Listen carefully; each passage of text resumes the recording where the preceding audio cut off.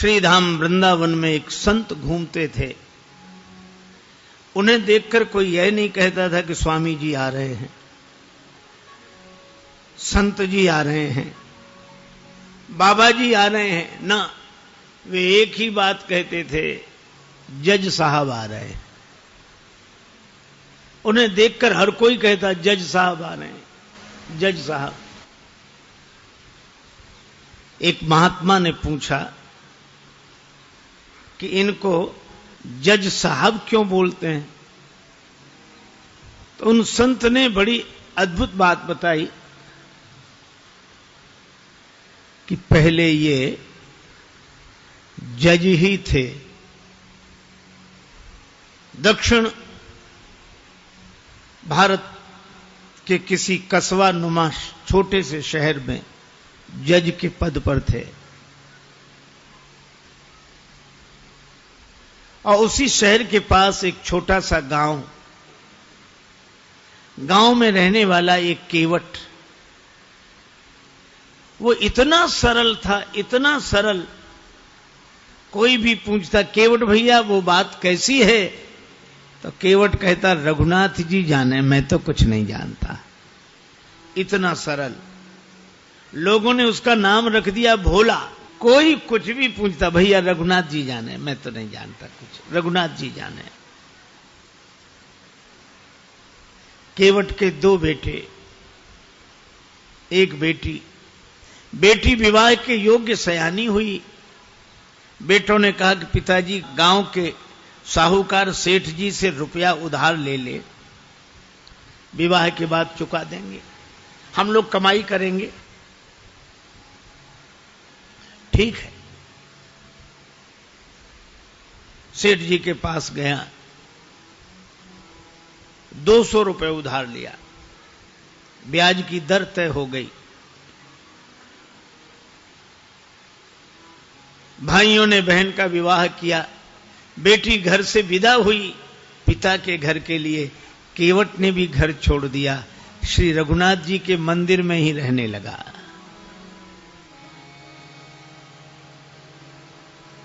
बस उसको तो रघुनाथ जी ही सब कुछ। जाऊं कहां तजी चरण तुम्हारे, जाऊं कहां तजी चरण तुम्हारे, जाऊं कहां तजी चरण तुम्हारे, जाऊं कहां तज चरण तुम्हारे। काको नाम पतित पावन जग, काको नाम पतित पावन जग, केही अति दीन पियारे।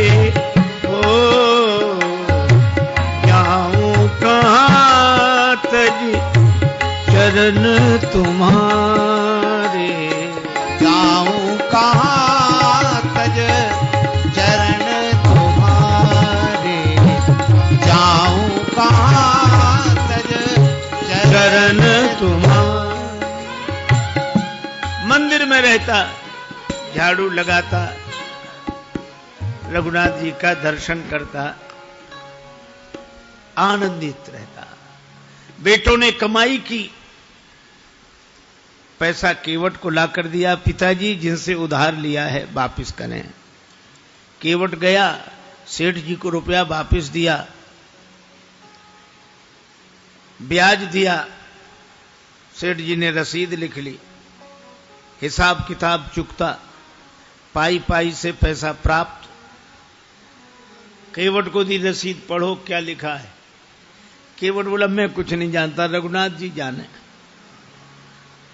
सेठ के मन में पाप आ गया, ये रसीद हमें दे दो, ये कागज हमें दे दो। और दूसरे कागज पर कुछ ऐसे ही लिख कर दिया, पानी ले आओ। वो पानी लेने गया, कागज बदल दिया। केवट जो कागज लेकर आए उस पर ऐसे ही कुछ लिखा था, रघुनाथ जी के चरणों में रसीद समझ के कागज को रखा, फिर अपने कक्ष की अलमारी में रख दिया और प्रसन्न रहने लगा।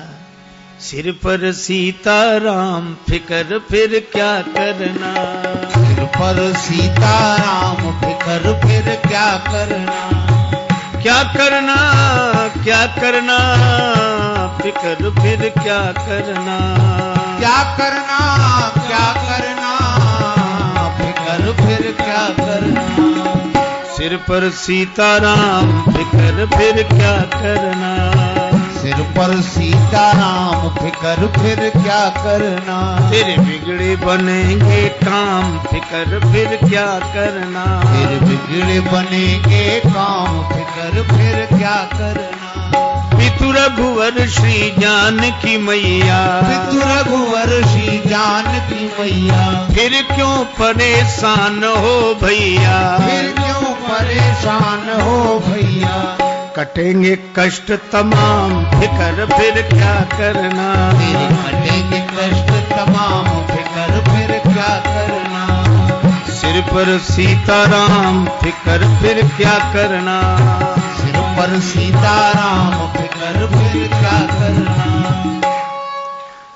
इसी भाव में रहता केवट ने भगवान के भरोसे सब छोड़ दिया था और सेठ जी ने केवट के विरुद्ध मुकदमा कर दिया और मुकदमा इन्हीं जज साहब की अदालत में आया, इन्हीं जज साहब के।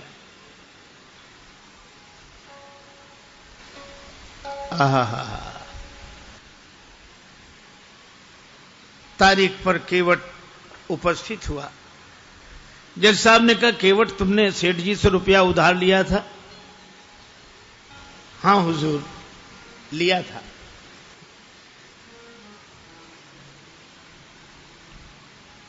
दे दिया? हाँ दिया साहब। कोई प्रमाण है? ये रसीद। जज साहब ने देखा, बोले इससे तो सिद्ध नहीं होता कि तुम रुपया दे चुके हो। केवट रोने लगा, हुजूर माई बाप, हम तो इसी को सब कुछ समझे थे।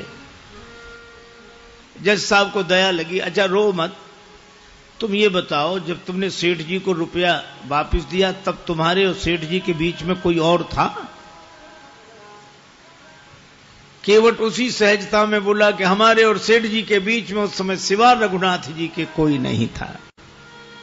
उसने लिया रघुनाथ जी का नाम और जज साहब ने समझा रघुनाथ जी इनके गांव के रहने वाले कोई सज्जन होंगे। अच्छा तुम जाओ, अगली तारीख को आना। जज साहब ने अपने खर्चे से सम्मन जारी कर दिया रघुनाथ जी के नाम। अब चपरासी पूरे गांव में घूमे। मजे की बात, रघुनाथ जी नाम का कोई आदमी नहीं था वहां। किसी ने कहा रघुनाथ जी का मंदिर जरूर है। चपरासी बोला वही बताओ। मंदिर पर गया, पुजारी जी बाहर बैठे सीताराम सीताराम सीताराम सीताराम सीताराम कर रहे थे और जो चपरासी ने देखा, पुजारी जी से बोला रघुनाथ जी का मंदिर यही है? पुजारी जी बोले हाँ। तो ले लो। अब पुजारी जी ने जो देखा कि सम्मन, मन में सोचने लगे जब भगवान ने मंगा ही लिया है तो हम वापस काहे को करें। हस्ताक्षर पुजारी जी ने कर दिए। चपरासी समझा कि यही रघुनाथ जी हैं और सम्मन रघुनाथ जी के चरणों में रखते हुए पुजारी जी ने कहा कि वाह प्रभु क्या लीला है, भक्त जो न कराएं सो थोड़ा। आपके लिए मुकुट कई बार आया, पोशाक कई बार आई, हार कई बार आए, अरे पैजनी करधनी कई बार आई होगी, लेकिन सम्मन पहली ही बार आया होगा। केवट से कहा कि तूने रघुनाथ जी का नाम क्यों लिखा दिया वहां? केवट बोला जब सब जगह रहते तो वहां भी थे, झूठा काहे को लिखा दिया। अब रघुनाथ जी जाने। हरि बिन संकट कौन निवारे, हरि बिन संकट कौन निवारे, हरि बिन संकट कौन निवारे, हरि बिन संकट कौन निवारे। साधनहीन मलिन दीन में जाऊं केहि के द्वारे या अनाथ की लाज आज रघुनाथ जी हाथ तुम्हारे रघुनाथ जी हाथ तुम्हारे हरि बिन संकट कौन निवारे।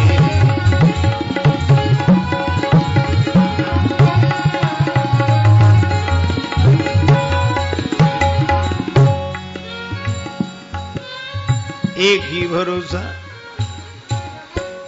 जाएगी लाज तुम्हारे जाएगी लाज तुम्हारे नाथ मेरो कह बिगड़े गो जाएगी लाज तुम्हारे।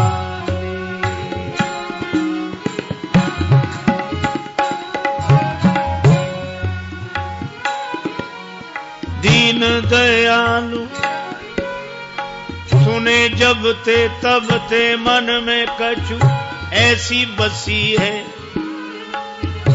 जाऊं टेरूं कहां और जाऊं कहां बस तेरे ही नाम की फेंट कसी है। तेरो ही आसरो एक मलूक नहीं प्रभु सो कोई और जसी है एहो मुरारी पुकारी कहो अब मेरी हंसी नहीं तेरी हंसी है मेरी हंसी नहीं तेरी हंसी है जाएगी लाज तुम्हारी नाथ मेरो का बिगड़े गो जाएगी लाज तुम्हारी।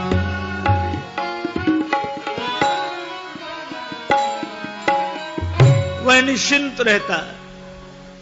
अब राम जी जाने मंदिर में झाड़ू लगाए तो रघुनाथ जी की तरफ देखे, बर्तन मांजे तो रघुनाथ जी की तरफ देखे। जीवन ऐसा बस राम जी के चरणों में समर्पित। तारीख के एक दिन पहले पुजारी जी ने कहा केवट तुम जाओ अदालत में ताकि समय से पहुंच जाओ। अब रही रघुनाथ जी के मन की तो रघुनाथ जी जाने। केवट तो प्रणाम करके चला गया। दूसरे दिन सवेरे सवेरे पुजारी जी आज जल्दी जागे, स्नान किया, भगवान को स्नान कराया, नई पोशाक पहनाई, बड़ी जल्दी कुछ बनाकर भगवान को भोग लगाया। सोच रहे थे आज भगवान को पहली बार बाहर जाना है, कपड़े अच्छे होने चाहिए, कुछ खा पी के जाएंगे तो भूखे नहीं रहेंगे। लेकिन आंखों में आंसू भरकर यही कहते जाइए जरूर, उसका आपके अलावा और कोई नहीं है। आंसू भरकर पुजारी जी प्रार्थना कर रहे। उधर केवट पहुंचा अदालत में। जज साहब ने कहा केवट तुम्हारे गवाह कहां हैं? केवट बोला हुजूर वो तो सब जगह रहते हैं, यहीं कहीं होंगे, यहीं कहीं होंगे। बुलवाओ। चपरासी को आदेश हुआ। चपरासी ने कहा रघुनाथ हाजिर हैं, रघुनाथ हाजिर हैं, रघुनाथ हाजिर हैं, रघुनाथ हाजिर हैं, हाजिर हैं। ऐसे 3 नारे जो लगाए हैं तो क्या देखा, चाल लटपटी सी, एक वृद्ध की झुकी सी देह। लड़खड़ाते हुए एक बूढ़ा आदमी लाठी टेकते हुए आ रहा है, वहीं से इशारा कर रहा है कि आ रहा हूं। चाल लटपटी सी, एक वृद्ध की झुकी सी देह, दुपटी फटी सी, शीस बांधे धर धाये हैं, हाथ माह छड़ी पड़ी तुलसी की ही ये माल, माथे पर रोरी चारु चंदन चढ़ाए हैं, साहब के सामने विनीत चपरासी साथ, आज रघुनाथ जो गवाह बनी आए। साहब के सामने विनीत चपरासी साथ, आज रघुनाथ जी गवाह बने आए। केवट ने प्रणाम कर लिया। सेठ जी चौंके कि ये कौन? जज साहब ने कहा रघुनाथ जी आपका ही नाम है? जी। केवट ने रुपया वापस कर दिया। हाँ। कोई प्रमाण है? सेठ जी ने खुद रसीद लिख ली थी। बेईमानी आ गई मन में, दी नहीं केवट को। सेठ जी को यहीं रखा जाए, इनकी बैठक में रखा हुआ रजिस्टर मंगाया जाए। उस रजिस्टर में वो रसीद अब तक सुरक्षित है। सर्वांतरयामी भगवान से क्या छिप सकता था? चपरासी को भेजा गया, रजिस्टर मंगाया गया और रसीद मिल गई। सेठ जी दंडित हुए, केवट भाई जित बरी हुआ। गवाह महाराज तो चले ही गए थे। अपने चैम्बर में जज साहब ने केवट को बुलाया। केवट एक बात पूछे? हाँ पूछिए हुजूर। ये रघुनाथ जी कहां रहते हैं? केवट ने कहा हुजूर यहां हम रहते हैं। तो तुम कहां रहते हो? कहां जा? रघुनाथ जी रहते हैं। तो तुम दोनों एक ही गांव के रहने वाले हो? अरे गांव एक ही जगह के। एक ही जगह के? कौन है ये तुम्हारे गांव के? अरे सरकार, पढ़े लिखे लोगों को समझाना मुश्किल होता है। अरे ये वो हैं जिनका मंदिर है। मंदिर के पुजारी तो लग नहीं रहे थे, और मंदिर इन्होंने बनवाया हो ऐसी हैसियत नहीं दिख रही थी। केवट ने कहा हुजूर ये वही हैं जो मंदिर में बैठे हुए हैं। जय हो जय हो। मंदिर में विराजमान है ये। अब जज साहब चौंके, चपरासी को बुलाया। चपरासी कांप रहा था। हुजूर जिस आदमी ने हस्ताक्षर किए थे वो ये नहीं था। जब सारा रहस्य पता लगा तो जज साहब रोने लगे। रोते रोते बंगले पर गए। लोगों ने पूछा क्या बात है, रो क्यों रहे हो? तो उन्होंने यही कहा, शुक सारद नारद शेष गणेशहु, सुख सारद नारद शेष गणेशहु, के नहीं ध्यान में आते रहे, सोई आज विनीत अदालत में, केवटा के गवाह कहाते रहे।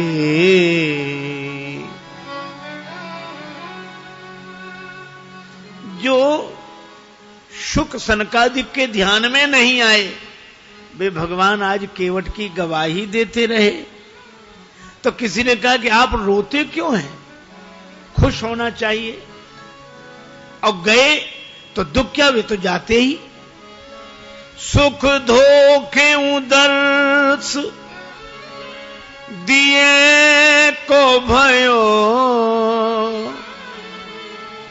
दुख नाहिन जो तज जाते रहे। दुख तो केवल एक बात का है, बड़ी बेअदबी हो गई आज उनके विरुद्ध। कुर्सी पे बना, कुर्सी पे बना जज बैठा रहा, जगदीश खड़े समझाते रहे। कुर्सी पे, मैं कुर्सी पर जज बना बैठा रहा, और जिनकी अदालत में एक दिन सबको उपस्थित होना पड़ेगा वे भगवान खड़े खड़े गवाही देते रहे। ऐसा भाव भरा रोते रहे, पद से इस्तीफा दे दिया, साधु बनकर वृंदावन आ गए। वृंदावन आकर भी भगवान के मंदिर के अंदर नहीं जाते थे, सड़क पर बाहर से ही धूल माथे पर चढ़ा लेते। क्यों? यही सोचते थे, आ तो गया हूं मगर जानता हूं तेरे दर पे आने के काबिल नहीं हूं। आ तो गया हूं मगर जानता हूं तेरे दर पे आने के काबिल नहीं हूं। आ तो गया हूं मगर जानता हूं तेरे दर पे आने के काबिल नहीं हूं। तेरी मेहरबानी कहे बोझ इतना जिसे मैं उठाने के काबिल नहीं हूं। तेरी मेहरबानी कहे बोझ इतना जिसे मैं उठाने के काबिल नहीं हूं।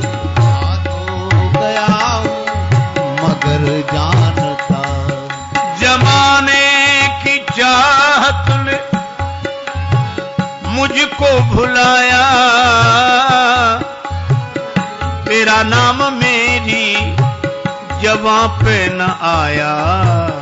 खतावार हूं मैं, गुनाहगार हूं मैं, खतावार हूं मैं, गुनाहगार हूं मैं। तुझे मुंह दिखाने के काबिल नहीं हूं।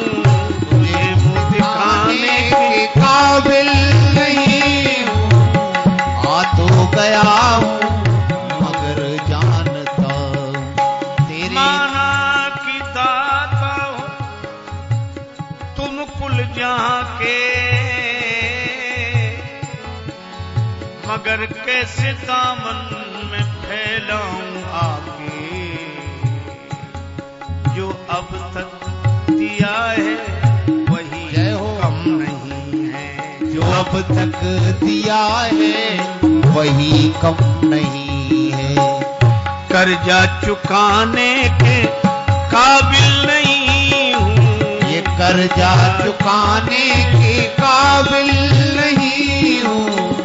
आ तो गया हूं मगर जानता हूं। आ तो गया हूं मगर जानता हूं। 40 वर्ष पहले तक ब्रज वीथियों में उनका दर्शन होता था। ये सब